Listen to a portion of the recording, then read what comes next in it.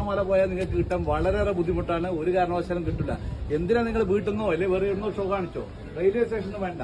അത് നിങ്ങൾ മാല പൊട്ടിക്കുന്ന മാത്രമല്ല നിങ്ങൾക്ക് ബുദ്ധിമുട്ടാണ്. ആ അറ്റാക്കൊക്കെ കഴിഞ്ഞ ഒരു മേടാണ്. ഇന്നലെ ഇപ്പോൾ ഇത് പൊള്ളാച്ചിയിലുണ്ട് ഇപ്പോൾ.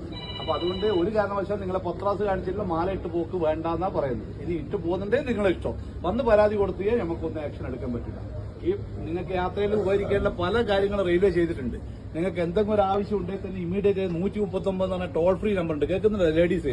ഇപ്പൊ സ്ത്രീകൾക്കെതിരെയുള്ള പരാതികളൊക്കെ കുറെ കൂടിക്കൂടി വരികയാണ്. നഗ്നത പ്രദർശിപ്പിക്കല്, ഫോട്ടോ എടുക്കല്. കഴിഞ്ഞ ആഴ്ച മലബാർ എക്സ്പ്രസിൽ 70 വയസ്സുള്ള ഒരു അമ്മമ്മേനാണ് ഒരു സ്കൂൾ മാഷ് പീഡിപ്പിച്ചത്. ഇവിടെ വെച്ച് തലശ്ശേരി കണ്ടുവന്ന ഒരു ലേഡി പുറത്തെടുത്തിട്ട് അതിനെ അടിക്കുമ്പോഴാണ് നമ്മൾ പിടിച്ചിരിക്കുന്നത്.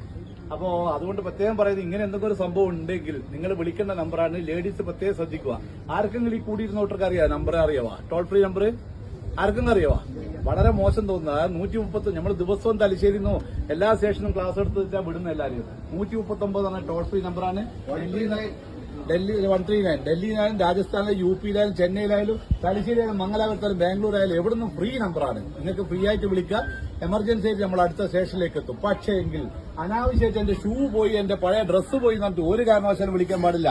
പല കുടുംബരും ഇപ്പൊ അങ്ങനെയാണ് പ്രവണതയുള്ളത്. അങ്ങനെ വിളിക്കുന്നുണ്ട്.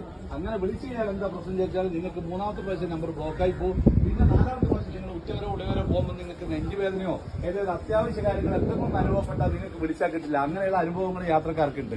അതുകൊണ്ട് റെയിൽവേ ചെയ്യുന്ന നല്ല നല്ല കാര്യങ്ങളൊക്കെ വളരെ നല്ല രീതിയിൽ ഉപയോഗിക്കുക. ഇപ്പം തന്നെ ഇത്രയും കൂടിയിരുന്ന ആളുടെ വണ്ടി വരുന്ന വണ്ടിയുടെ തല കാണുമ്പോൾ തന്നെ നേരെ അങ്ങേ ഭാഗത്ത് പോകും. നമുക്കൊരു പേപ്പറും 10 മിനിറ്റ് പോകും. നിങ്ങൾ മനസ്സിലാക്കിക്കോ.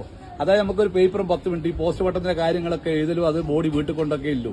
വീട്ടിലും കൂടി നമ്മൾ കൊണ്ടുപോയില്ല. അതിലും ബാക്കി ഹോസ്പിറ്റലിൽ അധികം കൊണ്ടുപോകും. അതുകൊണ്ട് അങ്ങനെയുള്ള മരണം നിങ്ങളെ മക്കളെയും നിങ്ങൾ ക്ഷണിച്ചു വരുത്തണ്ട. തിരിച്ചറിയാൻ പറ്റാത്ത ആർക്കും കാണുന്നുണ്ടെങ്കിൽ ഞാൻ മൊബൈലിൽ കാണിച്ചു തരാം. വളരെ വളരെ ദയനീയമായ സംഭവങ്ങളാണ് ഈ അടുത്ത കാലത്ത് നടന്നുകൊണ്ടിരിക്കുന്നത്. നിങ്ങൾക്ക് ഒറ്റയ്ക്ക് ലേഡീസിനെ യാത്രയാക്കാൻ പലരും പറയും റെയിൽവേയിൽ മക്കളെ ഒറ്റയ്ക്ക് യാത്രയാക്കാൻ പറ്റൂല, അല്ലെങ്കിൽ പേടിയെ. ഇപ്പൊ ഒരു പേടിക്കേണ്ട ഒരു ആവശ്യമില്ല. നമ്മൾ നിങ്ങളെ പിന്തുടരുന്നുണ്ട്.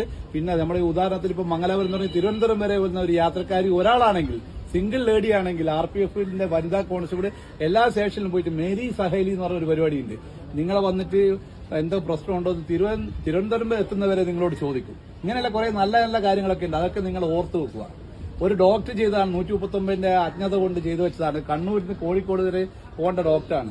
എടക്കാടുന്ന് കയറിയതാണ് വൈകുന്നേരത്തെ പാസഞ്ചറിൽ. അവൻ നഗ്നത പ്രദർശിപ്പിച്ച് വടകര ഇറങ്ങി. ഡോക്ടർ കോഴിക്കോട് വെച്ചിട്ടാണ് പരാതി കൊടുത്തത്. ഡോക്ടർ കോഴിക്കോട് വെച്ച് പരാതി കൊടുക്കുമ്പോഴേക്ക് ഇദ്ദേഹം ഇറങ്ങിപ്പോയി. ഇതുവരെ ആളെ പിടിക്കാൻ പറ്റിയില്ല. അതേപോലെ ഇങ്ങനെയുള്ള നല്ല നല്ല കാര്യങ്ങൾക്ക് 139 നമ്പർ ഉപയോഗിക്കുക. രണ്ടാമത്തെ കാര്യം, നിങ്ങളുടെ മക്കൾ പറയും അച്ഛനും അമ്മേനൊക്കെ ഗേൾ ഫ്രണ്ടോടും ബോയ് ഫ്രണ്ടോടും സംസാരിക്കാൻ നെറ്റ് കിട്ടുന്നില്ല. ബോയ് ഫ്രണ്ടോട് സംസാരിക്കേണ്ടിയിട്ടാണ്. അത്ര അത്യാവശ്യമൊന്നുമില്ല. നിങ്ങൾ വിടണ്ട. നിങ്ങളെ വീട്ടിൽ തന്നെ ഇരുത്തിക്കും. അങ്ങനെയുള്ള മരണങ്ങളും നടന്നിട്ടുണ്ട്. നമ്മളെ അനുഭവം